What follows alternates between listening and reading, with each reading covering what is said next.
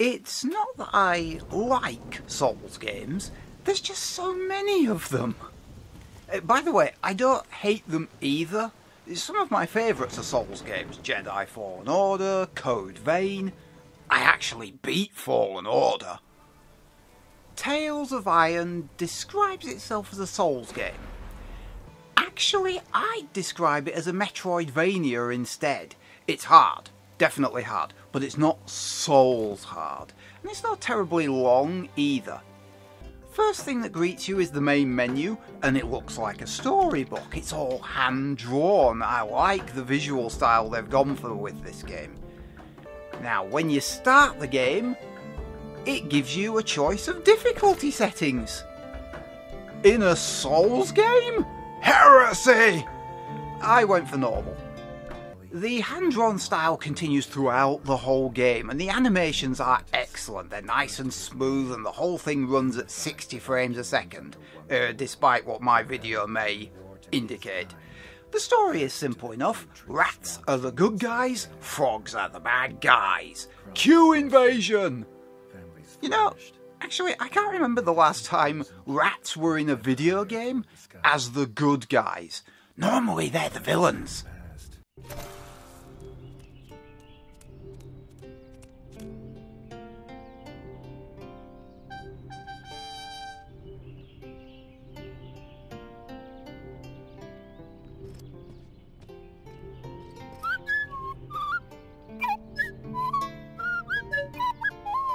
Oh god, they're clangers! They even look like them! Actually, I do like the way the game shows you pictures instead of everyone being voiced. You never, ever doubt what they're talking about. You understand immediately. Besides communication, there are various skills the leader of a nation needs. Among them, patience, understanding, diplomacy, political savvy, knowledge of the inner workings of government. And the best way to determine who is the right person for the job? Throw two of them in a ring and have them beat the shit out of each other. Seriously, that's their way of figuring out who should lead the country. Actually, given recent events in British politics, this system might result in a better candidate. It certainly can't give us a worse one.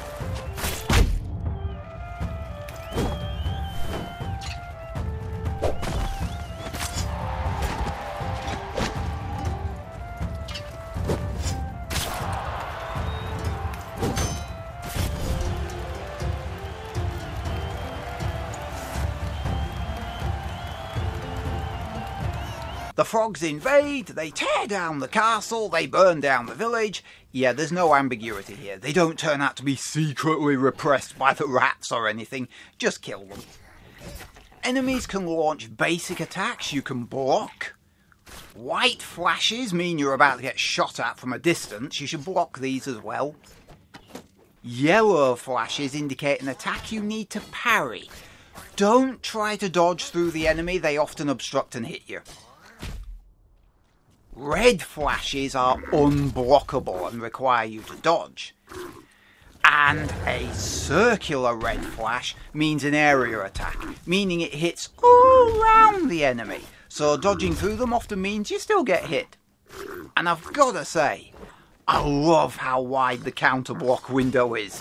Games typically make it as bloody-mindedly narrow as possible. This counter block I can actually use. It's a sodding miracle. The only other game I know that uses a counterblock window this generous is Immortals Phoenix Rising. Incidentally, another game I like.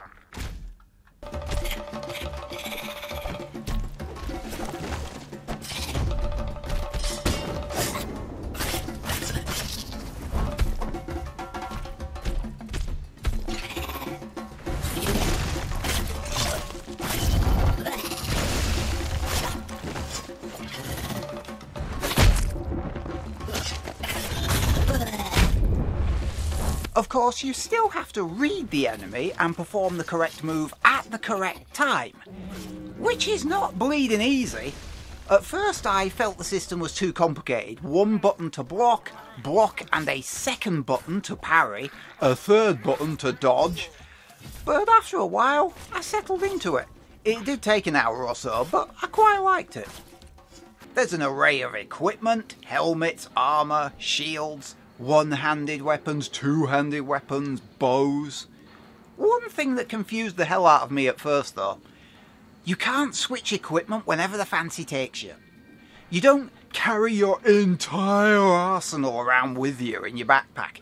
You have to find an equipment chest, which you would think would be a major pain, but the chests are scattered fairly liberally throughout the entire game. Plus, any new gear you pick up, you can send to storage or equip on the spot. So you never feel like you're being shortchanged in the weapons department.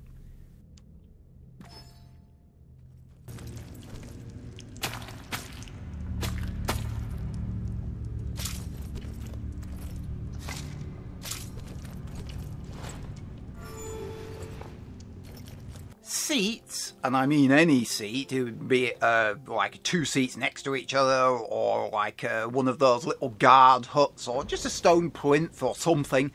They're all marked with blue lanterns, and they are all save points. Save frequently in this game. Casks dispense healing bug juice. Arrow barrels restore your arrows and bolts. Poison barrels dispense poison. The grubs were gone, and the stench was contained. There seems to be three main units of currency. Gold advances the story by buying those castle repairs after the frogs broke everything. The other two are iron and... Actually, what is that unit of currency? You sometimes get it from enemies. What are they? Rib bones? Spiky bits? I actually don't know. The lack of text in this game is a bit irritating sometimes. Whatever, there's iron and spiky bits that buy various items from merchants. These currencies can be exchanged at the stalls in the village, if you're interested.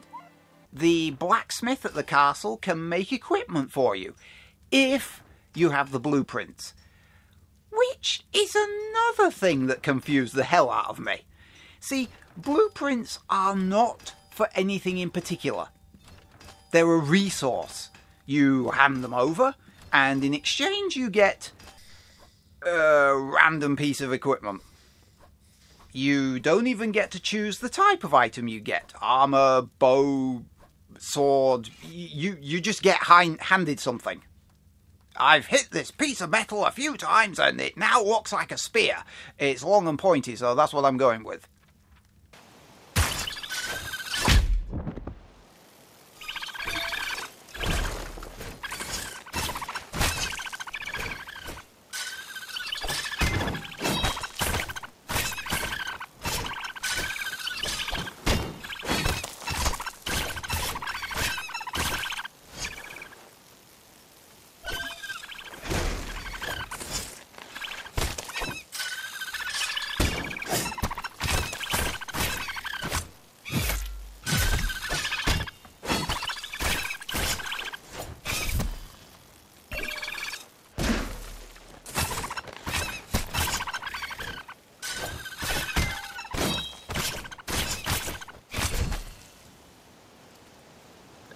Enemies can be surprisingly tough. Even basic foot soldiers, at the beginning of the game at least, take a dozen or so hits to bring down. They do get easier as you get your hands on more powerful weapons later on. Then, of course, the game starts throwing tougher bastards at you. And they're not just tougher because they can take more damage either, they have a greater variety of attacks.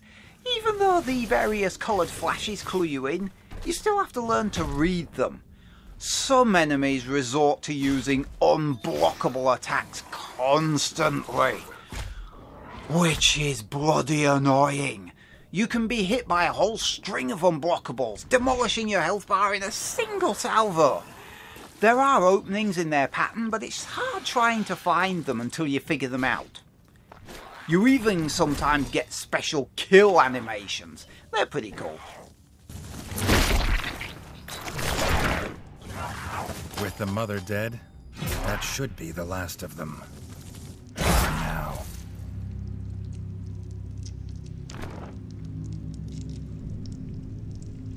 Your equipment stats are just simple horizontal bars. The bar turns green, it's better. Red means it's worse. And it doesn't get much simpler than that.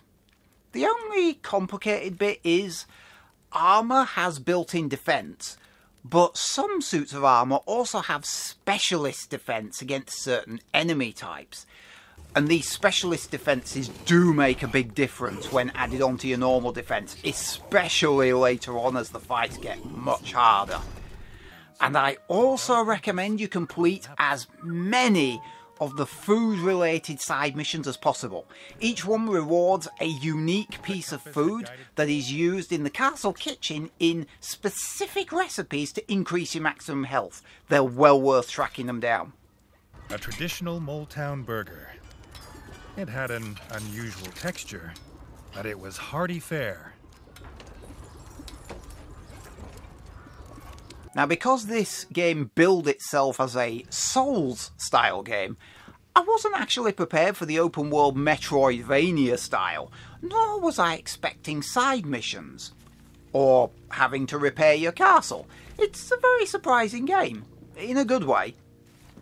It's not a long game, about 10 hours or so, and there are some things you can do after the main questline has finished, plus you get to go back and wrap up any things you missed along the route. For me, the only irritation was certain enemies spamming the unblockables over and over again. Yes, there's a pattern you can exploit, but it still pisses me off in the moment. Otherwise, the game is polished, the action is smooth, controls are good, the visuals are gorgeous, the music is decent. It's a nice little indie game. It has some Souls DNA in it, but it does its own thing.